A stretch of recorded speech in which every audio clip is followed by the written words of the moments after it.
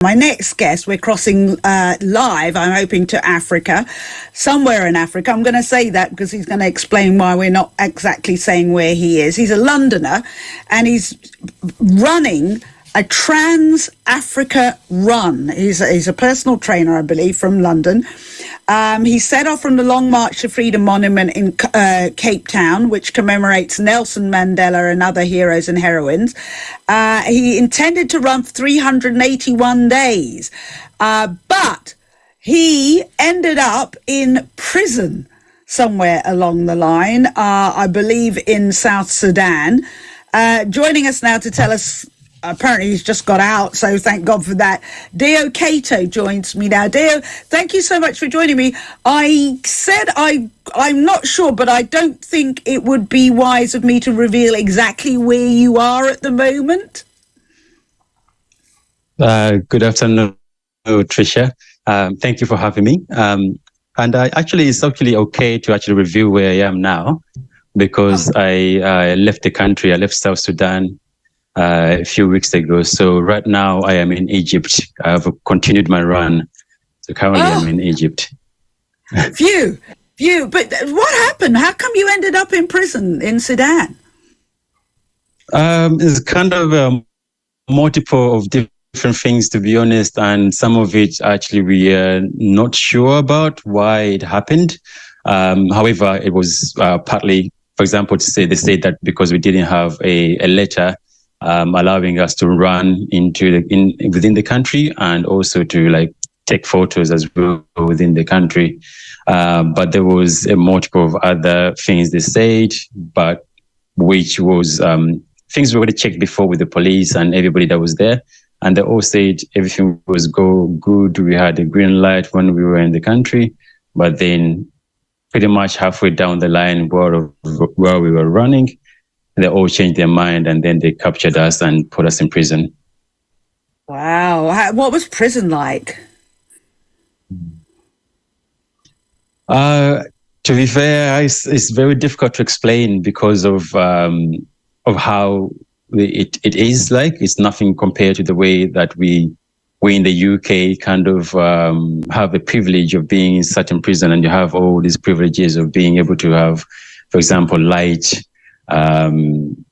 during the day and during the night, because I was in a cell where we had no light at all, completely pitch black, and you got no idea what where you put in your hand, what you're gonna put in your hand into, and all the other things that kind of get involved, like you're eating one meal a day, as well as it's the same meal throughout all the time that you eat, the food that you eat. So there's a lot of things I can't really compare to anything else because I haven't been in prison before. But it was God. And how long were you there? How long were you there, Theo? How long were you there? I was there for 3 weeks, luckily enough, because I probably should have been there for much longer. We were told that ideally we would have been there for 3 months at the very least, but luckily we managed to get out within 3 weeks. Oh my gosh! So, God, apart from that, how much have you been running? I mean, just tell people, how many miles have you run? How many miles do you run every day? So far, I've run over 9,000 kilometers, which is about 5,500 miles. And at the moment, because I've been building up my fitness and health while I've been here in Egypt, I've been running around 20 kilometers to 40 kilometers. So I've just been built up to 40 kilometers at the moment, which is 20 miles. And this is what I'm trying to keep at, so I can be able to get to the top in Alexandria.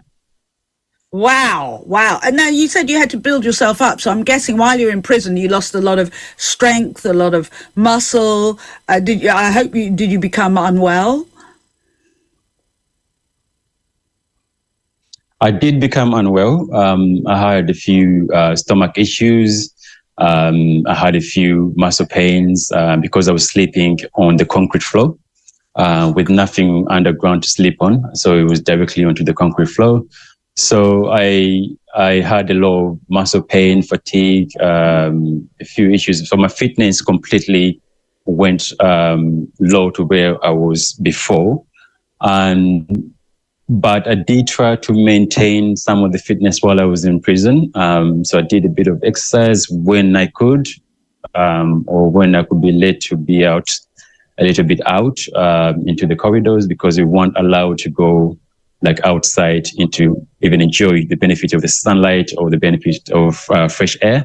So when we get allowed out into out of our cells, we are only able to stay in the corridor. So it was quite difficult to be able to be in such a situation and then come out knowingly that I'm going to run again, continue my run, and then have to build that fitness back up. I'm just thinking, so you didn't see sunlight for 3 weeks. So when you first see the sun, it must have been absolutely like blinding. It must have been, awful. I mean, and your partner, she didn't know. I don't know if it's your partner back in England. She didn't know what had happened to you. Yes, Alice, my partner, she didn't know what had happened. Because we weren't allowed to make any phone calls. Everything was seized of us. And the one thing that I actually did want is to be able to make contact with her. But that's one thing that they said we couldn't be able to have access to. No one knew where we were. No one knew what had happened to us. Luckily enough, being there for 3 weeks, because there's people who are there for months and years, and their partners or families don't know where they are and don't know what happened to them, whether they are dead or alive. So I think we were slightly fortunate to be able to, at some point, be able to get out this quickly. My goodness, so you were. So what is the aim of all this? I mean, I don't know how much longer, and you'll be able to tell us how much longer you'll be running. But people are going to say, my God, why put yourself through all of this? Yes, to be honest, it's something I wouldn't be able to do, or I wouldn't want to do. However, because of my campaign and cause I'm running to tell the history of human migration. So this is overall in terms of like trying to fight against racism, and so I'm telling the journey of how humans originated from Africa and they managed to migrate all the way to the rest of the world. So that's why I'm trying to go all the way to Europe and actually finish in London. But all for this is basically to try and do it by foot, although there's been some changes along the way. Yeah, people forget that migration all started from Africa and that we all started for Africa. It's something that they wish to conveniently forget. But, for you, how much longer will you be running then? How much further do you have to go? Yes, so I have about another between 4 to 5,000 kilometers to go. So once I finish off Europe, I have another, I think, 11 countries to go through. Once I finish off Egypt, I have another 11 countries to go through, going through Europe. And I will go to Greece next, and then I will just run all the way through there. I have to run through the Alps. So this is all part of the long journey back home, basically. But as you said, conveniently, people tend to forget that humanity started in Africa, and then we managed to migrate all the way out to the rest of the world. Now, as you said, home is London, and I believe you're in you work in a gym. If I haven't got that right, I mean, how you've been getting lots of support from your fellow Londoners back home?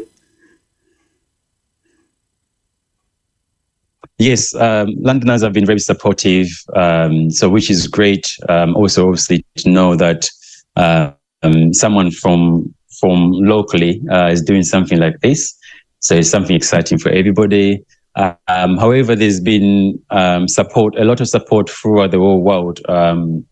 There's been incredible support throughout Africa, especially the countries I've gone through.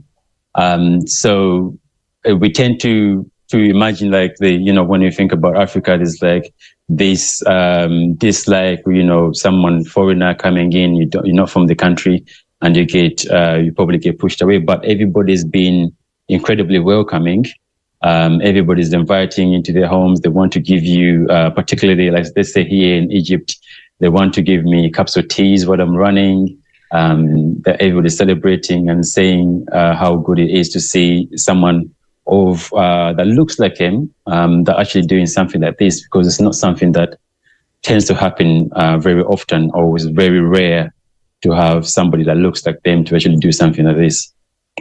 Yeah, I was talking to a wonderful woman who's walking all the way around. I think Izzy, her name is, walking all the way around the UK. And she said one of the wonderful things was meeting, the best thing was just meeting people from all walks of life, shapes, sizes, colours, everything. And we forget with this, we're always online, we're on our mobile phones. We forget that the human meeting and talking to people is the way that we mend bridges, we build bridges, that we stay human, right? Absolutely. There's nothing compares to being able to have the human interaction one-to-one, face-to-face.